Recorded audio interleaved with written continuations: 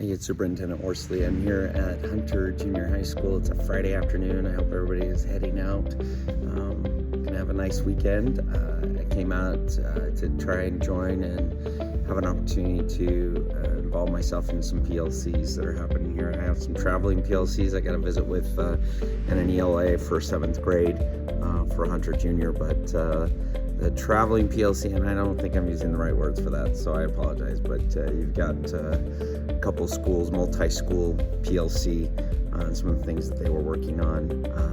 Some great discussions surrounding assessments and some of the activities that they were doing, and really my interest is piqued in terms of how do we really move the needle, how do we really help improve instruction, and we know that Dr. Anthony Muhammad, if you went to the PLC conference, he'll tell us there's no such thing as PLC light, and so I feel like one of the things that I need to make sure I'm doing is supporting quality PLCs in your schools and making sure that that time is appropriately used and that our principals and our teachers have the supports that they need surrounding PLCs. So if you have thoughts on that or feedback, please let me know how we can make sure we're doing that better. If you're one of those folks who's not really bought into PLCs quite yet, then I would encourage you to look at the data and the research and join us as we look to engage and build a culture of continuous improvement.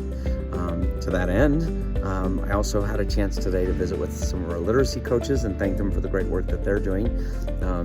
Coaching in general is another lever that we can pull to build the capacity of our teachers. And again, we have some amazing teachers in Granite School District, but there is always room for improvement. And if you don't believe that I believe that, then again, I'm going to demonstrate some things that I'm working on personally. So my awesome instructional coach, Marisa at Skyline High School, gave me some videos and some homework to do as I was trying to do a deep dive on improving my engagement in my class at that particular school. And so I watched Selectee's, I'm saying that wrong, I'm sure, levels of engagement video. It's awesome. It talks about the Ferris Bueller example level of engagement where you're like a drool coming out of your mouth a little bit because you're not engaged with the instruction at all, to what I feel like I struggle with, which is having a lot of compliance, but it's very strategic compliance. They're not super duper excited to be talking about government oversight and the First Amendment, but so they're really just going through the motions to make sure they get a good grade and they feel good about my response to them. So Marisa walked through and she gave me a lot of great things to think about. I have a whole list here, but what purposeful groupings will I use if needed? How will I make student learning visible? So the things I was working on in my class this week, the thing that I think was most impactful was having the opportunity for them to actually produce some work in that group, those turn and talks and the small group activities that I do within my class. And then I have the opportunity to have them go back to the back whiteboard. There's a big whiteboard on the wall, and share out what they've learned. And so Selectee and his levels of engagement, helpful with respect to increasing and enhancing. She also gave me this awesome book, 52 Kagan Structures, Proven Engagement Strategies, and told me what I needed to work on and gave me some suggestions.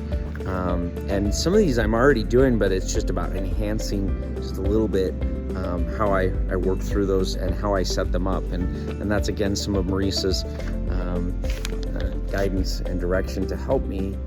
How will I model? How will I launch and scaffold and then monitor that learning that's happening? So when I was with the instructional coaches today, they made sure I walked out with this awesome poster about explicit instruction. Teach the stuff and cut the fluff.